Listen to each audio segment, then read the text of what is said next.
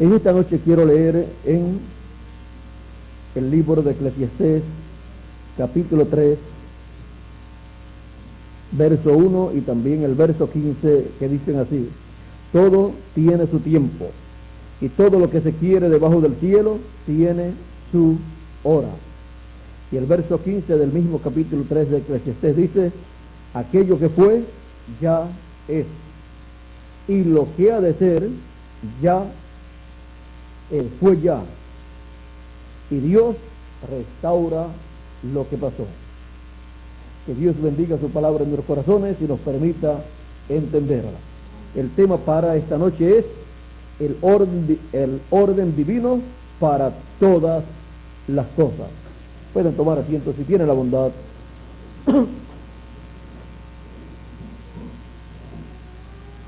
Estas escrituras nos hablan de un orden divino y nos muestran que Dios tiene tiempo para todas las cosas. Encontramos que aún el día tiene tiempo. Cada día tiene el tiempo señalado por Dios. Y tiene el día, el tiempo y la hora en que debe salir el sol en el verano, o en el invierno también tiene su hora. Y también la caída del sol. Ahora, todo esto nos muestra que también en el campo espiritual todo tiene su tiempo. Encontramos que el apóstol San Pablo nos dice en la carta a los Gálatas, capítulo 4, nos dice de la siguiente manera. Dice, Gálatas capítulo 4, verso 4, dice: pero cuando vino el cumplimiento del tiempo, Dios envió a su Hijo, nacido de mujer y nacido bajo la ley, para que redimiese a los que estaban bajo la ley, a fin de que recibiésemos la adopción de hijos. Y por cuanto sois hijos, Dios envió a vuestros corazones el espíritu de su Hijo, el cual clama: Abba, Padre. Así que ya no eres esclavo, sino hijo, y si hijo, también heredero de Dios por medio de Cristo. ¿Cuándo lo envió? En el cumplimiento del tiempo. O sea, la primera venida de Cristo no fue un evento casual, sino que fue un evento señalado por Dios en su programa desde antes de la fundación del mundo y determinado por Dios para ocurrir en aquel tiempo en que apareció Jesús de Nazaret. Por eso también a través del profeta Daniel podemos leer la revelación que le trajo el arcángel Gabriel de las 70 semanas, en donde habla del Mesías apareciendo en la semana 70, llevando a cabo su ministerio, y a la mitad de la semana muriendo el Mesías. La vida del Mesías sería quitada no por sí mismo, sino que alguien le quitaría la vida. Ahora, todo esto ocurrió en el cumplimiento del tiempo señalado por Dios para ese evento. Como decía Miguel en esta noche, cuando el pueblo hebreo, encabezado ese pueblo por el sumo sacerdote, los demás sacerdotes y los fariseos, saduceos y el Sanedrín, rechazaron a Cristo, sabiendo que nadie podía hacer aquellas cosas que él hacía si Dios no estaba con él. Eso fue lo que le dijo Nicodemo a Jesús. Nicodemo era un miembro del Sanedrín, igual que José de Arimatea y también Gamaliel. Gamaliel era un uno de los hombres importantes también, y Estas personas sabían que Dios era con Jesús. Pero, ¿qué sucedía en aquellos días? Por lo cual no quisieron recibir a Cristo como el Mesías prometido por Dios, sabiendo ellos que estaban viviendo en la semana número 70, cuando Juan el Bautista apareció y bautizó a Jesús de Nazaret, y comenzó Jesús luego el ministerio de 3 años y medio, luego de ir al desierto y estar 40 días y 40 noches allí, ayudando y orando a Dios. ¿Por qué no quisieron reconocer que aquel hombre era el Mesías? Ellos estaban conscientes que estaban viviendo en la semana número 70. Ellos estaban conscientes que estaban viviendo en el tiempo señalado por Dios para la venida del Mesías. Pero cuando vino tan sencillo, y ellos estaban esperando un rey. Y le llega un carpintero, un joven carpintero de Nazaret. Podían decir ellos, ¿de dónde? ¿De Nazaret? No, nosotros no estamos esperando al Mesías de Nazaret, ni tampoco estamos esperando a un Mesías carpintero, y menos de Nazaret. Nosotros estamos esperando al Mesías como rey, que venga de la tribu de Judá, que venga de allá de Belén de Judea.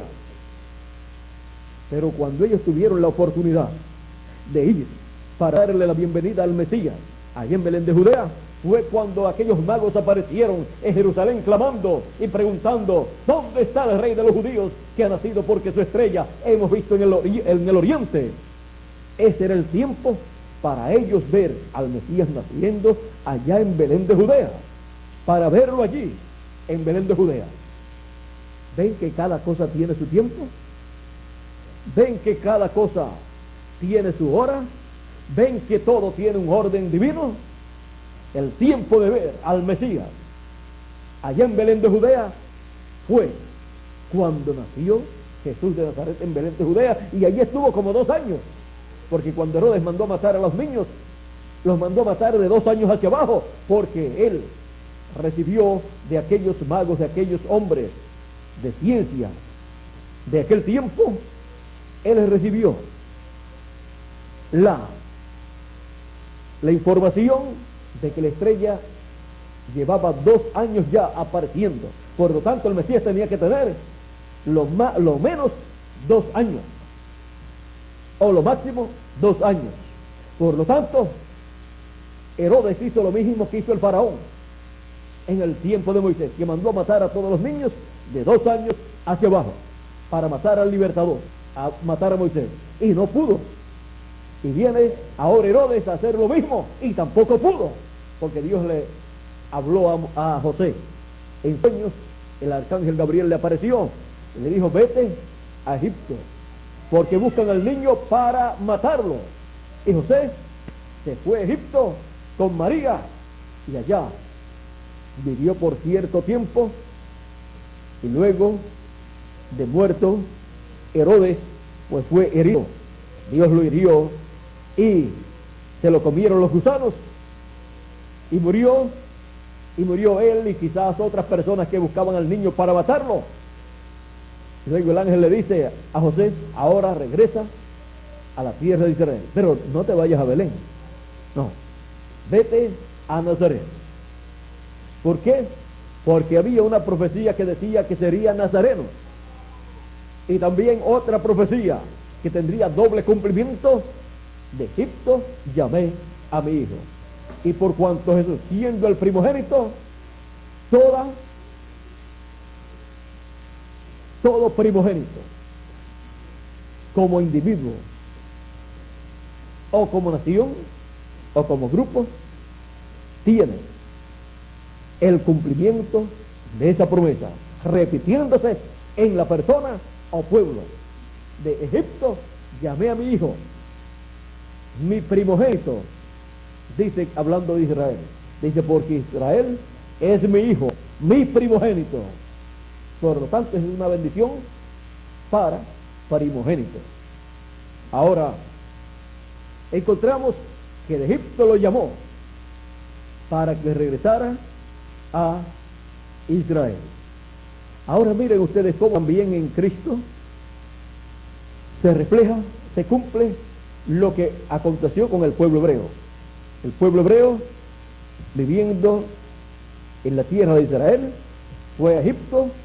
Allí vivieron por cierta cantidad de años, 430 años, y luego Dios llamó a Israel de Egipto y lo llevó a la tierra prometida.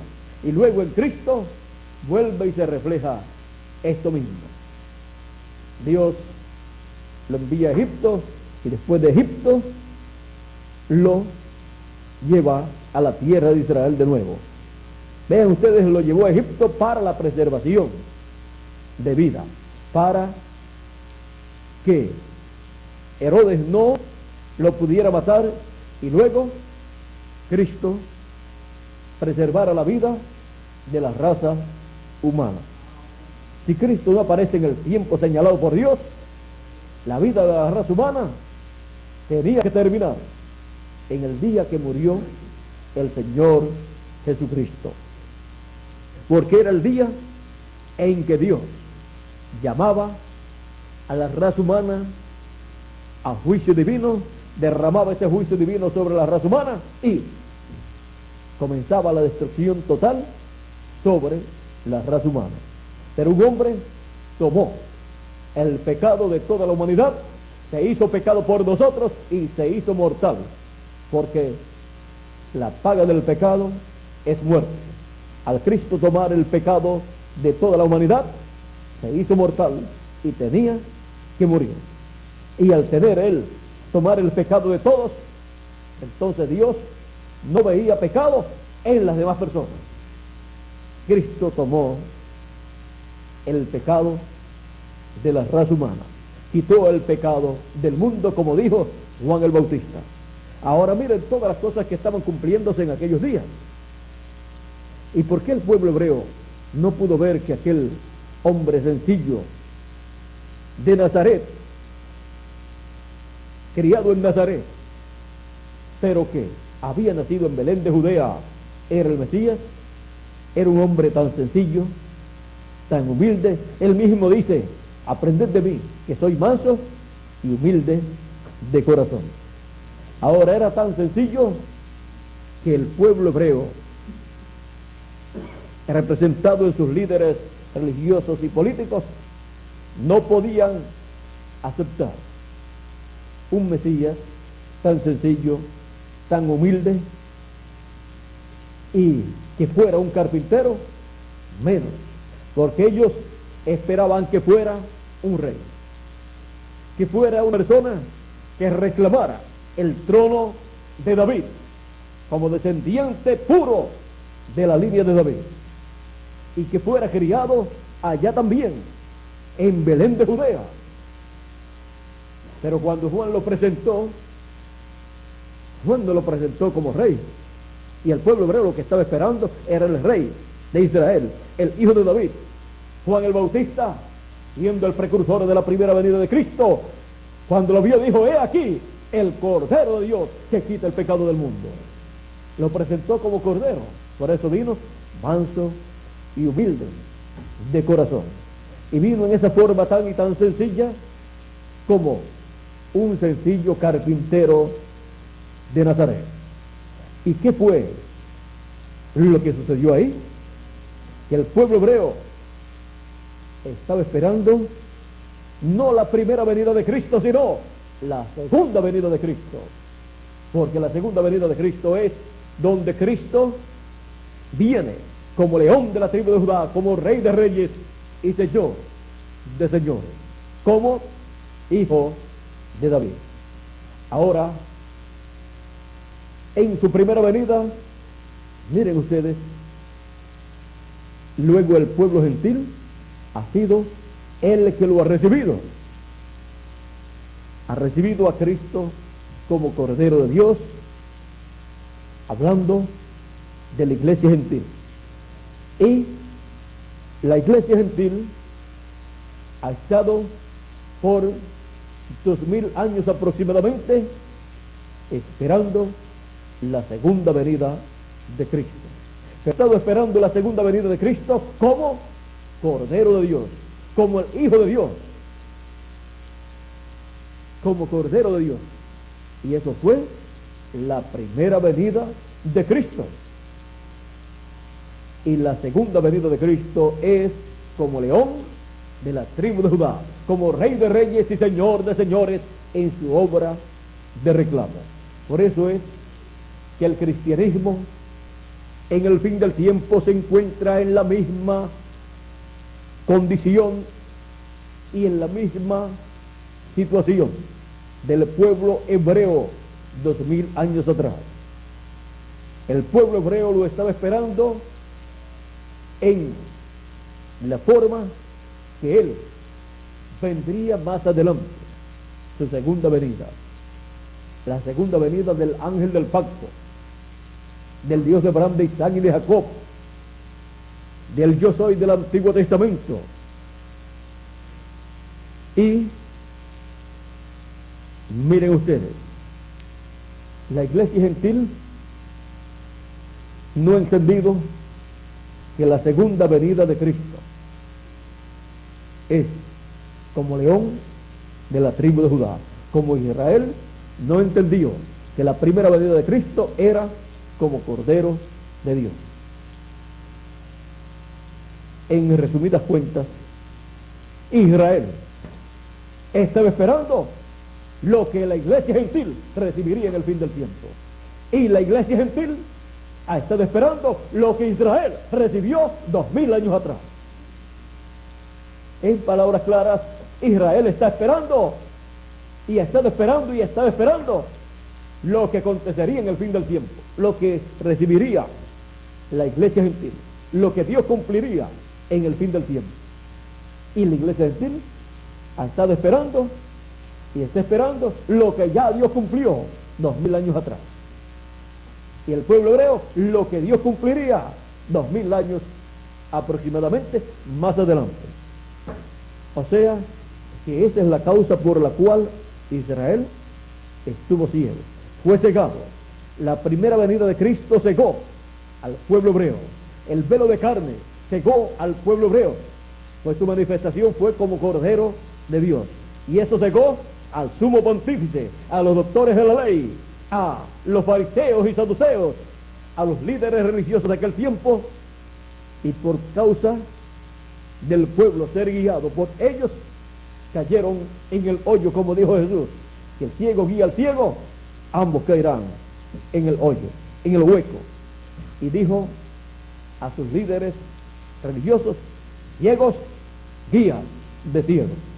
Ciegos porque no veían el programa que Dios estaba llevando a cabo. No era que Jesús quería insultar a aquellas personas, sino porque verdaderamente estaban ciegos a lo que Dios estaba realizando en aquel tiempo, porque ellos lo que estaban esperando era la segunda venida, porque en aquel tiempo la venida de Cristo estaba presentada en la Escritura en tal forma que parecía ser una sola.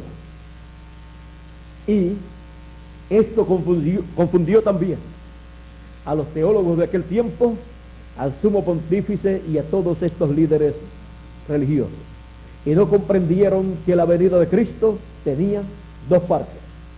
La primera parte como Cordero de Dios, para quitar el pecado del mundo, la cual se cumpliría en medio del pueblo hebreo. Y la segunda parte es la venida de Cristo en el fin del tiempo, la venida del ángel del pacto en el fin del tiempo, como león de la tribu de Judá, como Rey de reyes y Señor de señores, como el Hijo de David en su obra de reclamo. Estas dos partes de la venida de Cristo tienen una distancia de 2000 años aproximadamente. Y ellos no pudieron comprender este misterio de la venida de Cristo.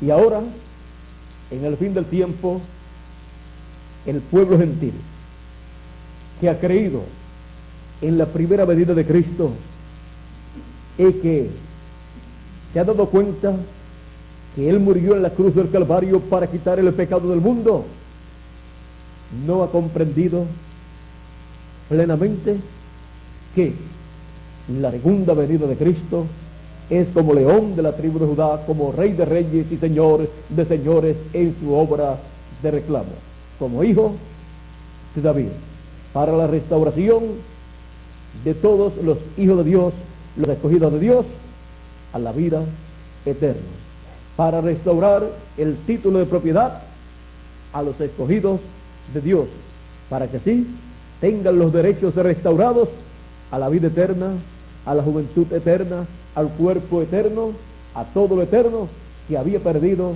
Adán en la caída, para que así nosotros lleguemos a ser a imagen y semejanza del Señor Jesucristo y estemos en la posición correcta que nos corresponde como hijos e hijas del Dios Altísimo, adoptados en el reino de Dios como reyes y sacerdotes, como hijos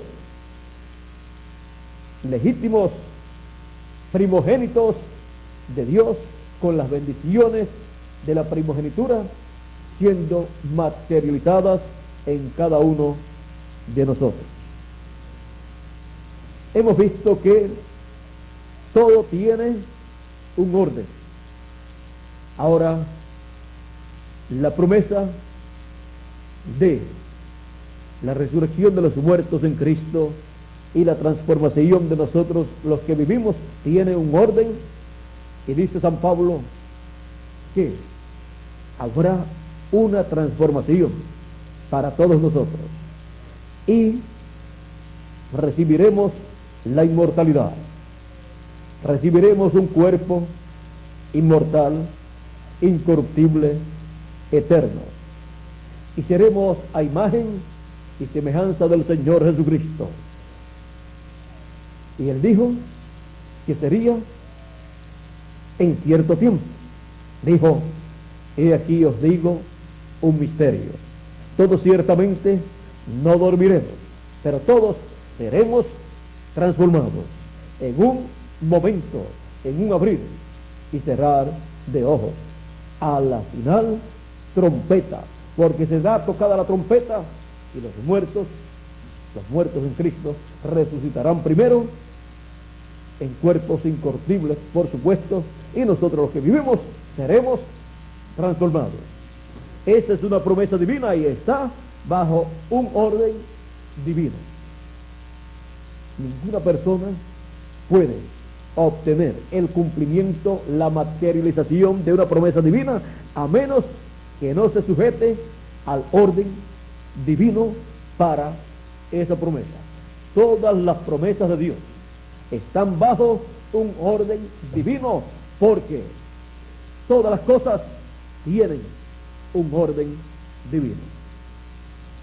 Por eso es necesario conocer el orden divino para cada cosa que nosotros deseamos que Dios cumpla, materialice en cada uno de nosotros. Todas las bendiciones de Dios están bajo el orden divino. Todo está bajo un orden divino. Toda la naturaleza está bajo un orden divino, leyes divinas. El orden divino son las leyes divinas que gobiernan todas las cosas que Dios ha establecido. Por eso es que no importa quién sea la persona o el pueblo, sino se deja llevar por el orden divino que corresponde para lo que la persona o pueblo desea que Dios cumpla, nunca podrá obtener esa bendición de Dios, nunca podrá obtener la materialización de esa promesa. Y si Dios la cumple, la persona o el pueblo no la verá. Por lo tanto, para la persona no se le hace una realidad produciéndole los beneficios que corresponden al cumplimiento de esa promesa. Por eso es tan importante conocer el orden divino para todas las cosas, porque todo está bajo leyes divinas. Miren ustedes, el pueblo hebreo en el Antiguo Testamento recibió, comenzando allá desde el Génesis, la revelación divina. Adán, Abel y todos ellos recibieron la revelación divina de que para el pecado lo único efectivo era la sangre de un sacrificio. Y por eso encontramos que Abel ofreció a Dios una ofrenda o un sacrificio de un corderito, de una ovejita, la cual sacrificó delante de Dios y agradó a Dios. Y vino su hermano Caín y trajo de los frutos del campo frutas, flores y de todas esas cosas, y presentó a Dios una hermosa ofrenda. Y Dios no se agradó de esa ofrenda que era tan hermosa, porque son más hermosos los frutos del campo con algunas flores que le coloquemos, si es que deseamos colocar algunas flores, o una canasta de hermosas frutas, se ve más bonita que un corderito que haya sido sacrificado, que hayan cortado su pescuezo y que esté sangrando y que esté gritando. Eso se ve triste, porque toda persona cuando ve un animalito que lo están matando se pone triste, porque es que la vida de ese animalito se está yendo de él y todo el mundo se pone triste. Y si hay niños, se ponen tristes también. Y si era el animalito de uno de los niñitos, pues llora muchísimo. Ahora, por cuanto estos sacrificios que el pueblo hebreo realizaba desde el Génesis en adelante, encontramos que eran tipo y figura del Señor Jesucristo, el cual es el Cordero de Dios que tenía que morir en la cruz del Calvario y derramar su sangre por todos nosotros. Fue un evento triste, pues todos sus discípulos que estaban allí y María, que estaba allí viendo ese cuadro, se pusieron muy tristes. Y más aún, ellos no comprendían que tenía que ser en esa forma. Más aún, se ponían tristes, pero él les había dicho que él tenía que morir, pero que al tercer día él se levantaría. Pero ellos no comprendían estas palabras, aunque eran sus discípulos. Luego, cuando resucitó, le apareció a ellos y no podían creer que era el Señor que había resucitado. Y él les censuró la incredulidad de ellos, pues él estaba cumpliendo lo que él prometió. Y cuando una persona ve el cumplimiento de lo que Dios prometió y no lo puede creer, el Señor Jesucristo censura su incredulidad y le dice: tardíos de corazón para creer lo que los profetas dijeron. Porque cuando Dios cumple lo que él ha prometido, es tiempo para creer y recibir con alegría de corazón la materialización de esas promesas divinas. Se está en el tiempo correcto para Dios hacer esas cosas. Y estando bajo el orden divino, todas esas cosas, el cumplimiento estará de acuerdo a ese orden divino. En palabras más claras, la persona podrá, o el pueblo podrá, tomar el cumplimiento y juntarlo con la Escritura y ver que es exactamente la materialización de la Escritura. Es la palabra escrita convertida en realidad. Y no hay persona que pueda negar el cumplimiento de la palabra escrita, cuando se lleva a cabo, que puede después decir delante de Dios que él no sabía. Más bien, Dios se responsabiliza a la persona o al pueblo que rechaza el cumplimiento de lo que él prometió. Veamos aquí en la Escritura lo que Jesús dice y nos daremos cuenta que hay una responsabilidad de parte de las personas cuando Dios cumple lo que él ha prometido. Y Dios no da por inocente al que rechaza lo que Dios ha cumplido. Dice en el capítulo 19 de San Lucas y verso 41 en adelante: y cuando llegó cerca de la ciudad, al verla, esto fue en la entrada triunfal de Jesús a Jerusalén, cuando llegó cerca de la ciudad, al verla, lloró sobre ella, diciendo: oh, si también tú conocieses, a lo menos en este tu día, lo que es para tu paz, mas ahora está encubierto de tus ojos. No lo podían ver, no lo podían entender. Porque vendrán días sobre ti, cuando tus enemigos te rodearán con vallado y te sitiarán, y por todas partes te estrecharán, y te derribarán a tierra, y a tus hijos dentro de ti, y no dejarán en ti piedra sobre piedra, por cuanto no conociste el tiempo de tu visitación. Ven la causa por la cual vendría ese juicio divino sobre la ciudad de Jerusalén, porque no conoció el tiempo de la visitación divina, en donde Dios estaba cumpliendo las promesas de la primera venida del Mesías. Ellos podían decir: nosotros lo estamos esperando como rey, pero él vino como cordero de Dios, y así era que tenían que esperarlo, porque la Escritura decía que vendría sin atractivo para desearlo el pueblo hebreo, y que sería una persona de sufrimiento, varón de dolores, y como que escondimos de él el rostro. Eso fue lo que hizo el sumo pontífice, los doctores de la ley, los fariseos y los saduceos.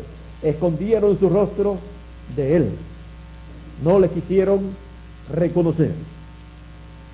Y por cuanto estaban rechazando el cumplimiento de lo que Dios prometió, tenían una consecuencia que sufrir, y era el juicio divino.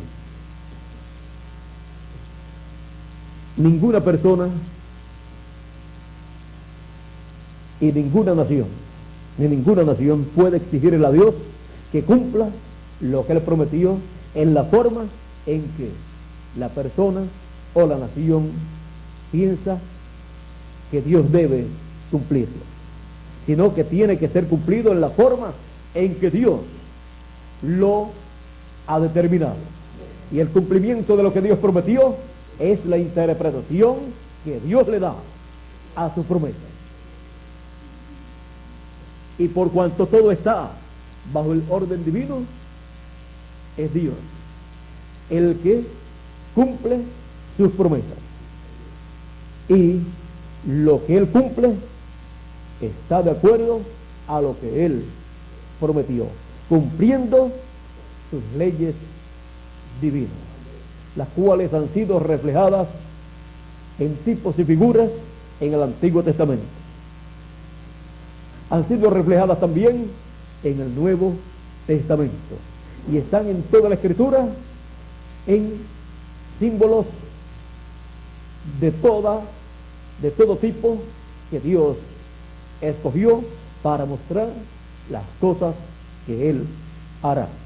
Por eso todo lo que Dios ha de hacer está escrito, porque no hará nada el Señor Jehová sin que antes revele sus secretos a sus siervos los profetas, dice Amós capítulo 3 verso 7.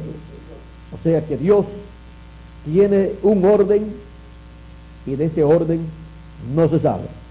Él, antes de hacer las cosas, establece el orden.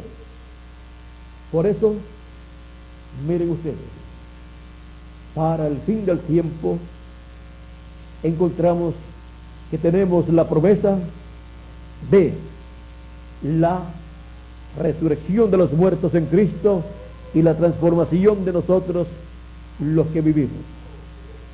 Pero eso tiene un orden divino. Dice, a la final, trompeta. Pueden estar muchas personas que han leído la Biblia esperando la transformación de su cuerpo. Pueden estar diciendo, yo voy a orar mucho para recibir mi transformación. Y eso está bueno, orar mucho. Nadie ora de más. Cualquier persona puede orar menos de lo que debe orar, pero nunca orará más de lo que debe orar. Ahora, si la persona dice, yo voy a orar mucho para que Dios me transforme, eso está bueno, pero la promesa y la ley divina establecida para la transformación de nuestros cuerpos y para la resurrección de los muertos en Cristo es la final trompeta. Si no escucha la trompeta final, no puede estar pensando en una transformación.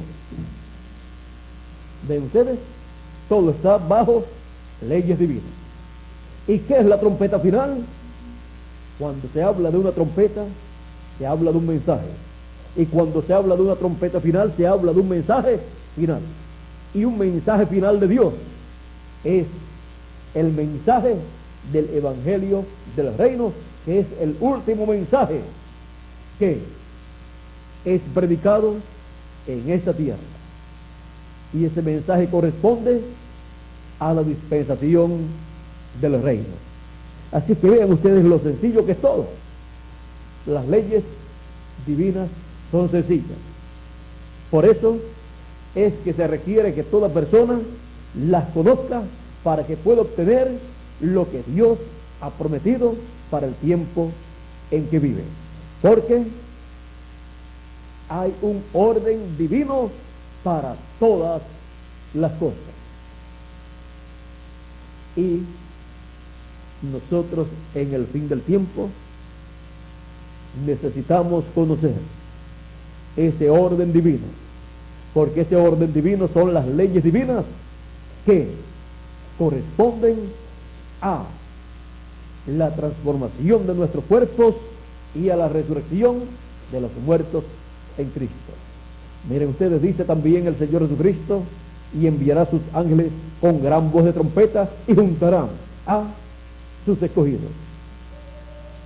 Se requiere en el orden divino un mensaje señalado como la gran voz de trompeta, el Evangelio del Reino. Cuando se dice gran voz, se habla de un mensaje grande. Y cuando se habla de un mensaje grande, se habla de un mensaje dispensacional. Y se requiere un mensaje dispensacional, el mensaje del Evangelio del Reino, siendo predicado y los escogidos recibiendo ese mensaje y siendo juntados en ese mensaje y en la edad y dispensación que corresponde ese mensaje. Ser juntados en esa edad y en esa dispensación para así ser preparados por ese mensaje para la transformación de nuestro cuerpo y para esperar a los muertos en Cristo que resuciten, porque los que van a ser transformados, que estarán escuchando la trompeta final, recibirán la visita de todos los santos, los escogidos de Dios, los hijos de Dios de las edades pasadas. Así es que podemos ver lo importante que es conocer el orden divino de y para todas las cosas, y sobre todas las cosas que corresponden para el fin del tiempo. Por eso en Apocalipsis capítulo 22 y verso 6 dice: Y el Señor, el Dios de los espíritus de los profetas, ha enviado su ángel para manifestar a sus siervos las cosas que deben suceder pronto. Y así, dándole a conocer el orden divino para todas esas cosas que deben suceder. Y así es como todos nosotros somos preparados en el fin del tiempo, en el fin del siglo y también en el fin del mundo en el cual vivimos. El fin del mundo, o sea, la América Latina y el Caribe, que es el oeste, el fin del mundo como territorio, pues es el occidente donde se pone el sol, donde el sol termina su recorrido para su regreso al este nuevamente y para así comenzar un nuevo día. Bueno, hemos visto que el orden divino es sencillo, pero es esencial para uno recibir lo que Dios ha prometido. No podemos evadir esta realidad. Así es que Dios nos continúe llenando del conocimiento del orden divino de todas las cosas y para todas las cosas que Él ha prometido para este tiempo final. El orden divino para todas las cosas. Muchas gracias por vuestra amable atención, amigos y hermanos presentes aquí en Tres Arroyos, y también a cada uno de ustedes que están a través de este video escuchando esta conferencia. Que las bendiciones de Dios sean sobre todos ustedes y nos continúe llenándonos del conocimiento del orden divino para todas las cosas. Y el ángel del pacto que guió a Abraham, a Isaac y a Jacob nos guíe en esta hora final y nos bendiga a todos. Amén. Con nosotros nuevamente Miguel Bermúdez Marín para finalizar nuestra parte en esta noche. Ha sido para mí un privilegio grande y una bendición grande estar con ustedes en este año, visitándolos, y ya pronto estaré nuevamente con ustedes, ya sea en este cuerpo mortal o en el nuevo cuerpo. Pero siempre estaremos viéndonos desde que nos conocimos y por toda la eternidad. Porque nos hemos conocido para siempre ser buenos amigos, buenos hermanos y seguir compartiendo siempre las bendiciones de Dios. En este tiempo, en el milenio y por toda la eternidad. Para eso nos está dando a conocer el orden divino de todas las cosas, que son las leyes divinas. Bueno, por aquí ya tenemos a Miguel con nosotros. Que Dios les continúe bendiciendo a todos y que Dios les guarde y nos veremos muy prontito. Dios les bendiga.